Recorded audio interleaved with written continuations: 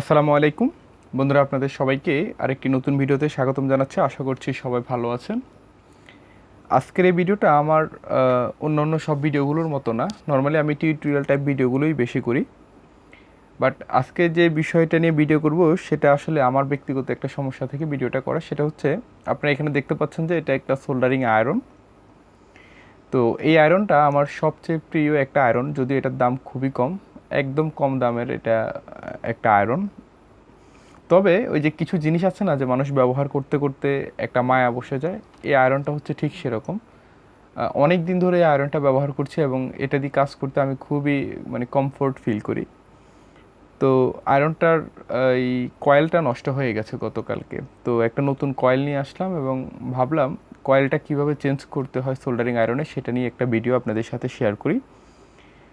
তো সব soldering iron তো একই রকম না, বাট এটার মতো মানে আমি যদি মূল বিষয়টা আপনাদেরকে একটু দেখিয়ে দিই যে কয়েলটা আসলে কিভাবে চেঞ্জ করতে হয় বা কয়েলটা কোথায় থাকে, তাহলে আপনারা মোটামুটি একটা ধারণা পেয়ে যাবেন যারা কয়েল চেঞ্জ করতে জানেন না।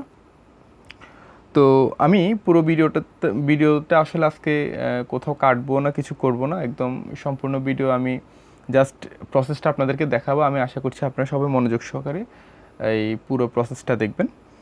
তো সোল্ডারিং আয়রনের ক্ষেত্রে আমাদেরকে কয়েলটা চেঞ্জ করতে হলে প্রথমে যে কাজটা করতে হবে সেটা হচ্ছে, আমার এটার ক্ষেত্রে দেখেন, এই যে এখানে যে টিপটা আছে, অর্থাৎ যেটার ক্ষেত্রে আমরা এই যে সোল্ডারিং ওয়্যারটা লাগাই, এটা দেখেন এই টিপটা এখানে দুইটা স্ক্রু দিয়ে নাট দিয়ে এখানে লাগানো আছে। তো আমার প্রথম কাজ হচ্ছে আমাকে এই নাটগুলো খুলতে হবে।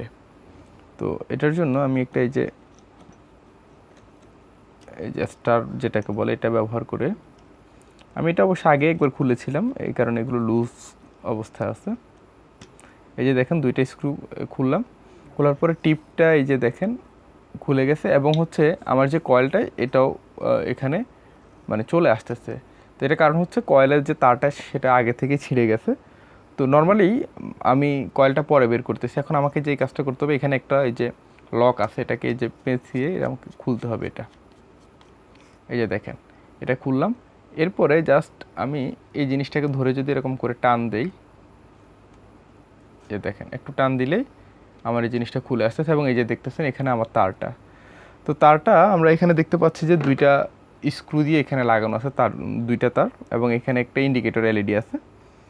তো আরেকটা জিনিস হচ্ছে, আমার এখানে এই যে দেখেন এই হচ্ছে আমার সেই কয়েলটা। তো কয়েলের মধ্যে নর্মালি দুইটা তার থাকে, আমি আপনাদেরকে ভালো কয়েলটা দেখাচ্ছি, এবং কয়েলের তার দুইটা আইসা এই যে এখানে যে দুইটা তার আছে এখানে এগুলোর সাথে লেগে যাবে। বাট আমার এই কয়েলটা আমি একটু আগে খুলেছিলাম এবং অলরেডি খোলার সময় এগুলো ছিঁড়ে গেছে, তো আগে থেকে কয়েলটা পুড়ে নষ্ট হয়ে গেছে এবং খোলার সময় কয়েলের তারগুলো আলাদা হয়ে গেছে। তো যাই হোক, এটা এখন বাদ পড়ে গেছে। তো আমি এই যে বাজার থেকে একটা নতুন কয়েল নিয়ে আসছি। তো এটা 60 ওয়াটের একটা কয়েল, আমি এই আমার সোল্ডারিং আয়রনের মধ্যে লাগাবো এটা। তো লাগানোর প্রসেসটা আসলে এত জটিল কিছু না। এখানে দেখতে পাচ্ছি আমরা আবার দুইটা স্ক্রু আছে, আমি এই স্ক্রুগুলো প্রথমে খুলে নিব, এগুলো এই যে এখানে লাগানোর জন্য। তো আমি স্ক্রু দুটো খুলে নিলাম। এরপরে আমি যে কাজটা করব সেটা হচ্ছে, দেখেন এই তারগুলোর ক্ষেত্রে এখানে যে কাভারটা দিয়ে রাখছে ওরা, এই কাভারগুলো অবশ্যই এই যেন থাকে এগুলোর গায়ে। আমি জাস্ট এই যে দেখেন এই প্রান্ত দিয়ে কয়েলটাকে যেভাবে আমি বের করেছিলাম ঠিক সেভাবে আবার এখান দিয়ে ঢুকাচ্ছি, এবং এই যে দেখেন এখানে একটা ছিদ্র দেখা যাচ্ছে, এই ছিদ্র দিয়ে আমাকে এই এই যে এগুলোকে এখানে ঢুকাতে হবে। এই যে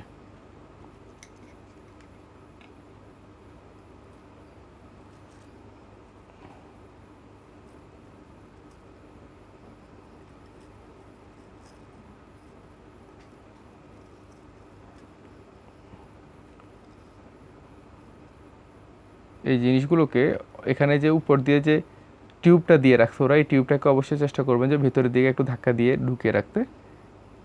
এবং এই যে এখানে এটাকে আমি প্রথম স্ক্রু দিয়ে লাগিয়ে নিচ্ছি।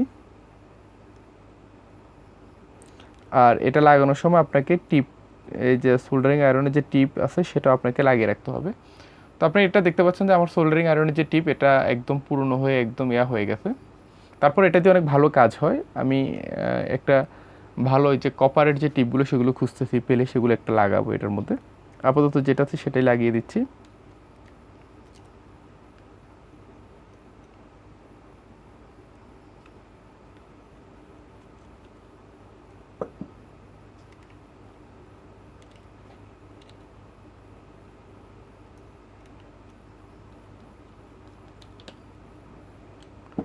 ওকে, এখন জাস্ট আমার এই যে যে দুইটা তার আছে এগুলোর সাথে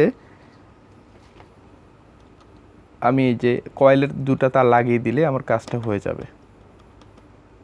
তো দেখেন আমি পুরো স্ক্রুটা খুলছি না, জাস্ট এখানে এই যে আমি স্ক্রুর সাথে এরকম করে পেঁচিয়ে দিচ্ছি।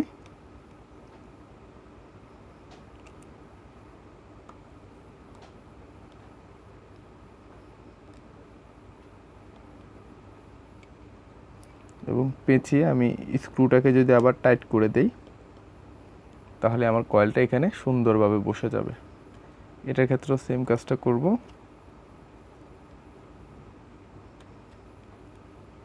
জাস্ট স্ক্রুর সাথে তারটাকে পেঁচিয়ে দিচ্ছি। অনেক আয়রনের ক্ষেত্রে স্ক্রু দেয় না, ডিরেক্ট তার দিয়ে জোড়া লাগিয়ে দিতে হয়। তো সেক্ষেত্রে দুইটা তারকে আপনারা ভালোভাবে পেঁচিয়ে জোড়াটা লাগিয়ে দেবেন, তাহলেই হবে। ওকে, আমার এখানে একটু বাড়তি তার আছে, আমি এই বাড়তি তারটাকে কেটে ফেলবো, এটা আমার দরকার নেই।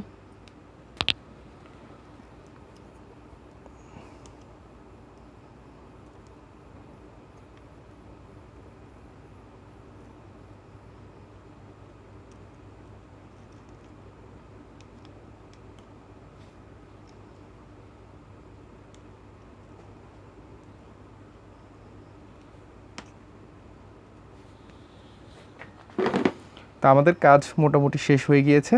আমরা এখন জিনিসটাকে আবার আগের মতো যদি লাগিয়ে নিই, এখানে এই যে তারগুলোকে একটু এই যে এখানে একটা লকের মতো করে দেওয়া আছে, এটার ভিতরে দিয়ে রাখলে তারগুলো সহজে খুলে আসবে না কখনো। তো আমি আবার জিনিসটাকে যেভাবে ছিল সেভাবে আবার এটাকে লাগিয়ে নিচ্ছি।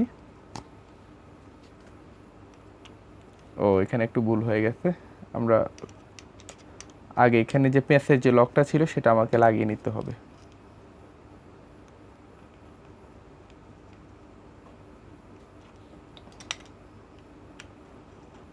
দুইটা স্ক্রু খুলতে হচ্ছে।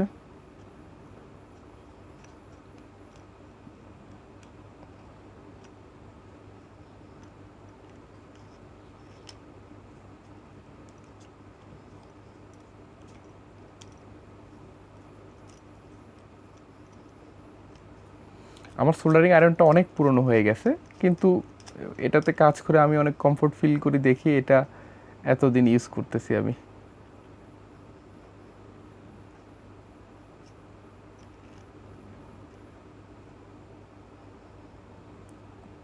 আমরা আবার স্ক্রুগুলোকে লাগিয়ে দিচ্ছি যাতে টিপটা এখানে শক্তভাবে বসে যায়।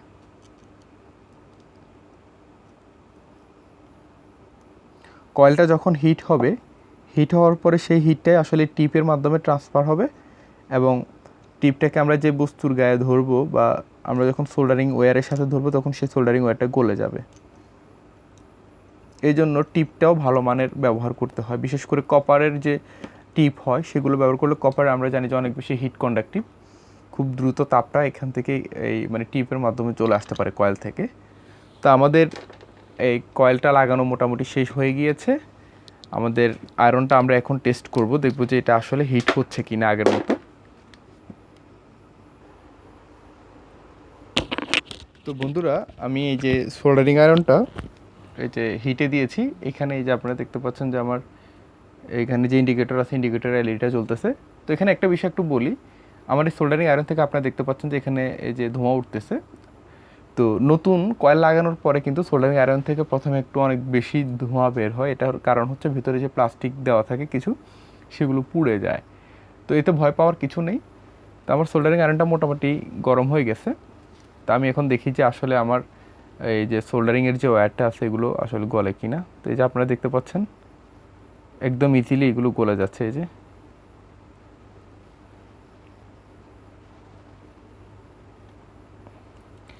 আমি আসলে এই জন্যই আমার এই আয়রনটা ব্যবহার করতে খুবই ভালো লাগে। এটাতে মানে এই কাজ করতে অনেক কমফোর্ট ফিল করি আমি, এবং আপনি দেখতে পাচ্ছেন যে এই যে রাঙের সাথে ধরার সাথে সাথে কিন্তু এটা গলে যাচ্ছে।